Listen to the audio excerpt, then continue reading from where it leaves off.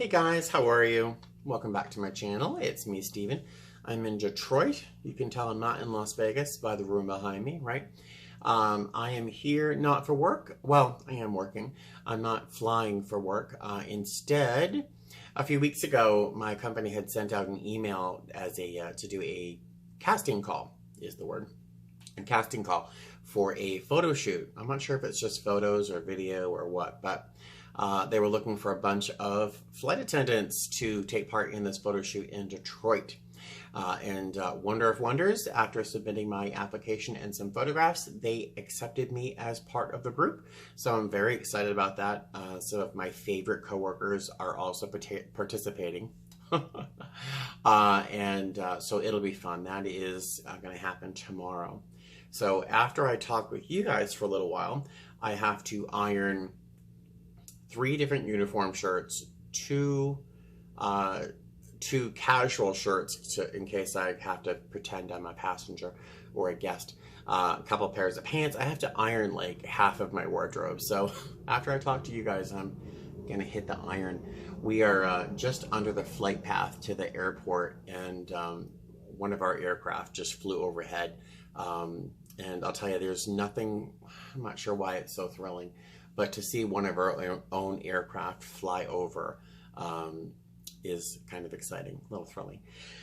All right, so why am I filming this video? I'm not quite sure what I'm going to title this video, but it's going to be something around reactions from the most recent hiring event in Las Vegas. I did sign an agreement that I wasn't going to share anything super private and super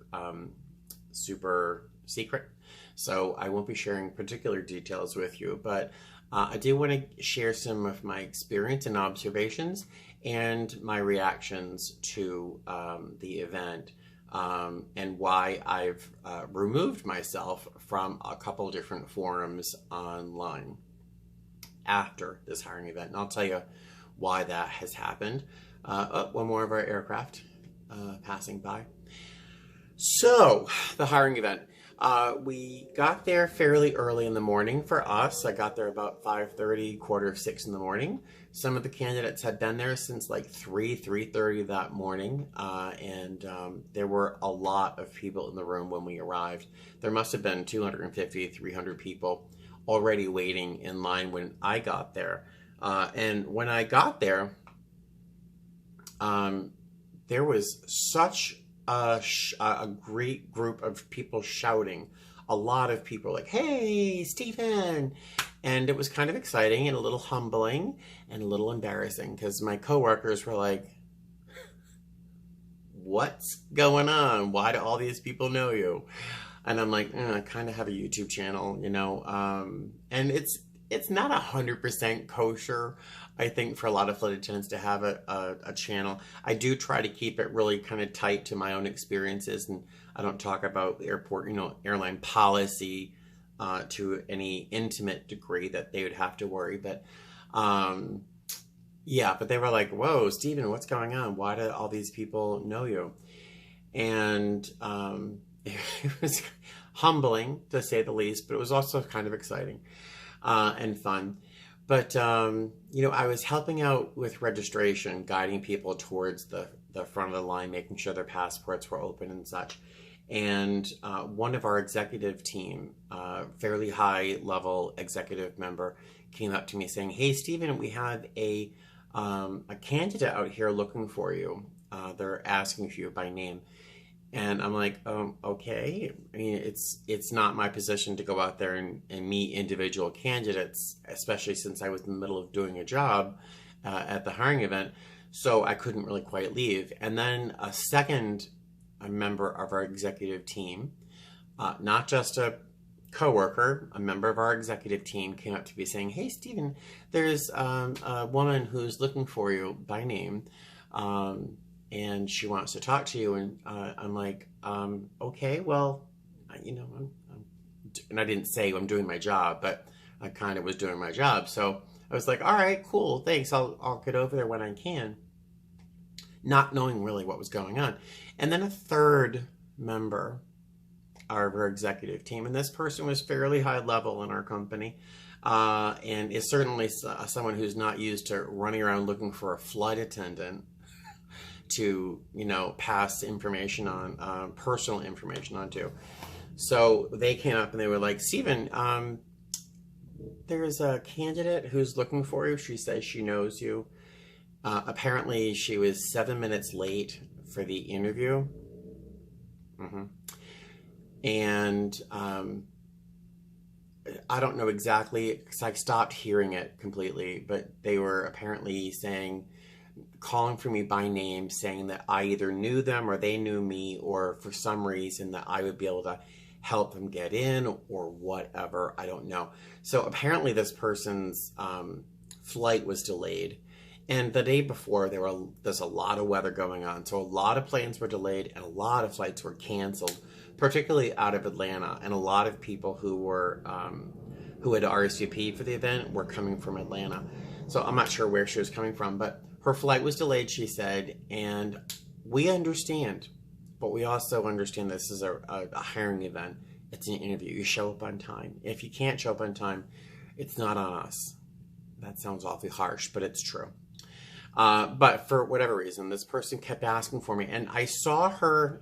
I saw her pacing around, clearly anxious, because I know that she had invested time and effort and money and whatever to get to the hiring event. I understand, but as a flight attendant, I have no say in whether or not that person gets in. The fact that they were using my name personally, me, to my executive team to manage to get their way into a hiring event put me in a position that I did not want to be in. That it's taken me, the hiring event was on August 1st. It's now August 7th. I'm just now really coming to terms with how to talk about this. I was not happy. My executive team does not need to and should not need to use me as have to go between me and why is this person late for their interview? I should not be part of that equation whatsoever. It wasn't cool. It wasn't fair. And it was not polite or respectful to me and my job. So I was a little upset. I said, I don't know her. I'm sorry that she's late. It's up to you folks as to whether or not she comes in. I don't know who she is. I don't know if she's a good, bad, or a bad egg. So I did say, I do know that a lot of flights were delayed because of weather. In fact, a lot of flights were canceled. So maybe that's why she's running a few minutes late. But almost 400 people... I'm not even sure if I should tell you that, but almost 400 people got to that interview on time. So do with that information as you will. So I left. She did apparently get into the hiring event, I found out, but I don't know anything else after that. So she may have gotten it, she may not have. I did not interview her. The rest of the day, so that I got in, it seems whenever I walked by a large group of people, a group of them were like, hey, it's Stephen. And that was, again, a lot of fun, very flattering, humbling, and a little uncomfortable because, once again, my coworkers were like, Stephen, what's going on? Why are these people cheering when you walk by? And so I kind of had to tell them I had a YouTube channel and that I'm on Facebook a lot, but I had to downplay it because I should not be the center of attention during a hiring event. And it wasn't cool. So in a moment, I'm going to tell you about the next part of the interview, which is really the orientation that, every airline's going to offer an orientation before the interview starts, I believe. But there's a couple of things that happened during the orientation that were things I'm going to tell you were inappropriate, that were wildly wrong, and to never do when you go on your face-to-face interview for an airline. Number one, this is, I'll remind you, you are being interviewed, you're on a job interview from the moment you walk in the hotel. The minute you step in that hotel, everyone there knows why you're there and with whom you're interviewing.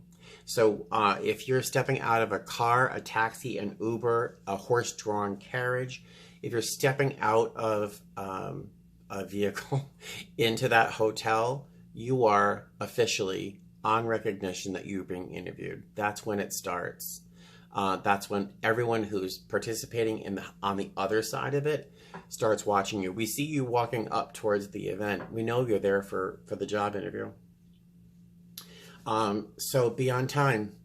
To come in and say that you know me and that I'll vouch for you or whatever is such a problem, such a big problem for me and for you. So in the future, only one person so far has done it.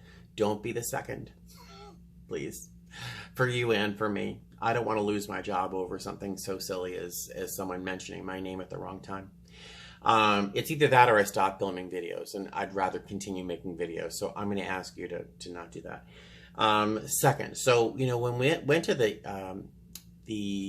big ballroom and everyone's there and there's an orientation and the candidates are given a lot of wonderful information so they can decide whether or not they want to stay for the event. One more of our aircraft. Boy, DTW is busy today. I love our airplanes. Look at it go. So during the orientation, flight attendants and other HR people are circling around up and down the rows, circling around and around and around, looking for people who are misbehaving. And you're already doing it. Not all of you, but I'll tell you, there must have been 20 people that, you know, because we would walk around and would see people doing things that were inappropriate. That's the word I was looking for earlier.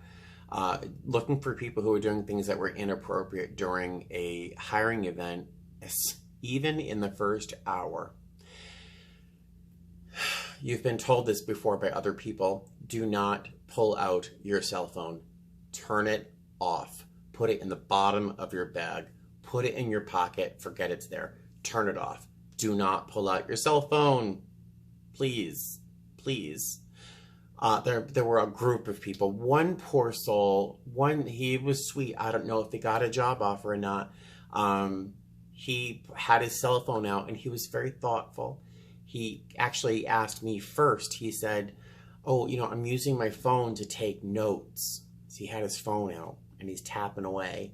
And I think he saw me seeing him and he's like, oh, hi, you know, I'm using my phone to take notes. Bring a pad. Bring a pad of paper. I gave him a pen. I said, write on anything, but to put your phone away before someone sees you. I just felt bad. So I don't know if he made it or not, but people were out with their phones. They're texting during the orientation. You know, if you go on these Facebook groups, one of the big questions is tattoos. I'm not sure if I made a video yet about tattoos. I want to if I haven't. No visible tattoos. A young lady, tattoo on the back of her calf, wearing sheer hose. If you have tattoos in your legs, wear pants. Just saying. There were two people who were falling asleep during the orientation, which fascinates me because it was a pretty dynamic orientation, lots of dancing and clapping. I do understand that lots of people traveled quite a distance and they may have had a very difficult time finding time to sleep the night before. But as a rude awakening, flight attendants don't sleep a lot in particular. So the fact that they were already sleeping during the orientation, a little startling, a little surprising. What else? And just the general, like I think I told you, almost 400 people were there, right? And a significant number of them, a lot, were cut right after the Goldfish Bowl question. That first, a lot were cut from that for all sorts of reasons. And I can't go into all of the reasons, but one of the reasons, and the saddest reason of all, is that they couldn't show up dressed appropriately for a job interview. Most people were on point. I will tell you, I've rarely seen a better dressed group but there were a couple that you just kind of had to shake your head. Like, I don't understand. Not, oh, and I'll tell you, and I'll tell you this, and this is again something I probably shouldn't tell you. No one person has an opportunity to say yes or no to a candidate. It always has to be, there's always a group decision. It's never one person saying yes or no. So one person can't be like, no, I saw that, you're out. But the number of pairs of sneakers, running shoes, Converse, Skechers that I saw during that hiring event was startling. Startling. And it wasn't sometimes just the sneakers, but sneakers, and one kid I think was wearing a hoodie. Yeah. So those are just a couple of things I witnessed during just the orientation. And some warnings. If you have not heard before, don't wear a hoodie. Don't wear sneakers. Don't pull your cell phone out. Don't fall asleep. Just a couple suggestions. The more I talk here, the more I realize how negative I'm being, and I do apologize, but it was a very awkward, it was an awkward morning. It got better in that I did get to meet a lot of my subscribers. There were a bunch of you there, and it was wonderful to meet you. I will admit that I'm filming this video for the second time.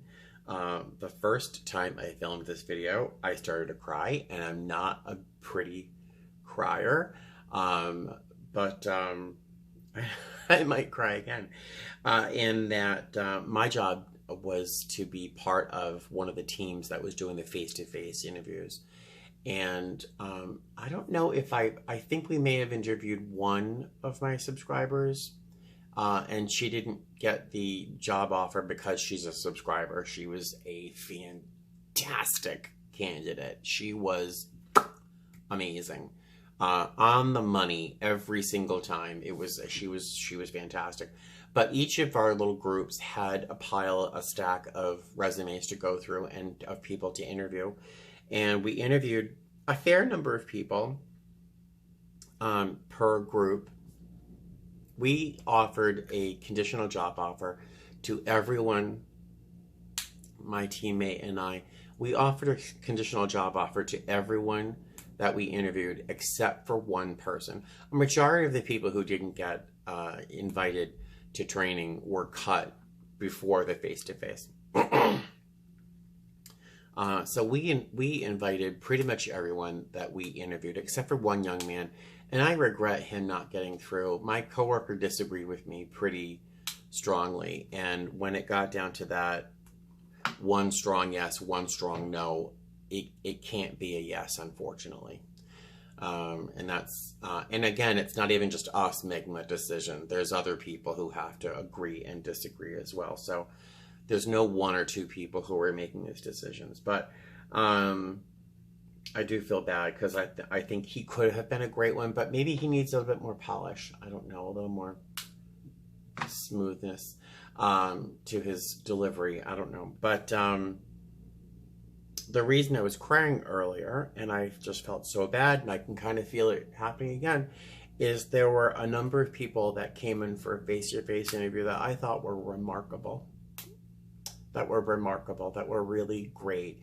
And for whatever reason, the people who interviewed them, and I didn't get the chance to interview these people, but for whatever reason, they were not invited to training. And there I'm crying. I'm going to start crying again. There's two of them that come to mind in particular that I can see them. In my mind's eye, I can see them from across the room being interviewed, and hoping that the interviewers saw this candidate as I have seen them, and they didn't, and they weren't offered a CJO. And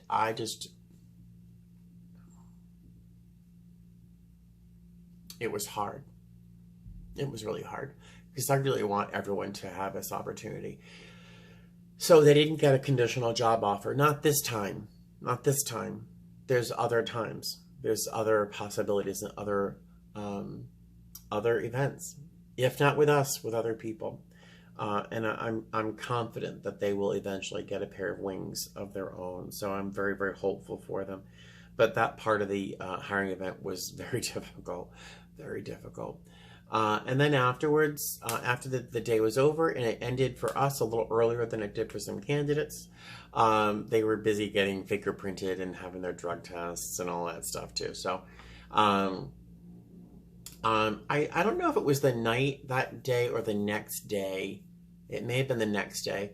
That lots of people, there are quite a number of people who didn't get a conditional job offer, who made their displeasure known online. There's a Facebook group called, you're probably members of it, Flight Attendant Career Connections. I had been a member of that Facebook group for a little bit more than a year and a half. And I'd like to think that in that year and a half, I participated in a lot of conversations and offered a lot of help and encouragement and a lot of experience. So I participated pretty often on that page, and I was kind of known for it even before becoming a YouTuber.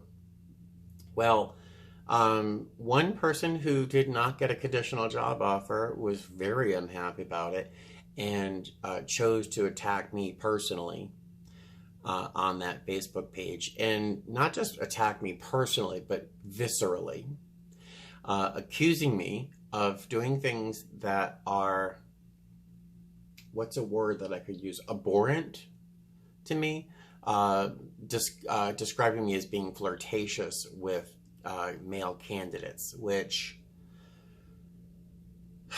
there's so many levels as to why that would be inappropriate, that would be against my nature and wrong, that I didn't even take that personally, because I have been out of the closet as a gay man for 31 years.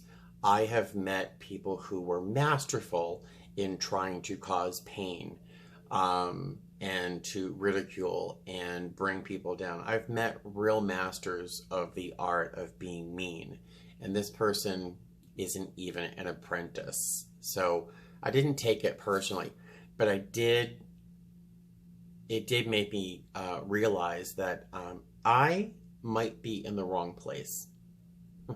I might not be, excuse me. I thought I heard something in my hotel room.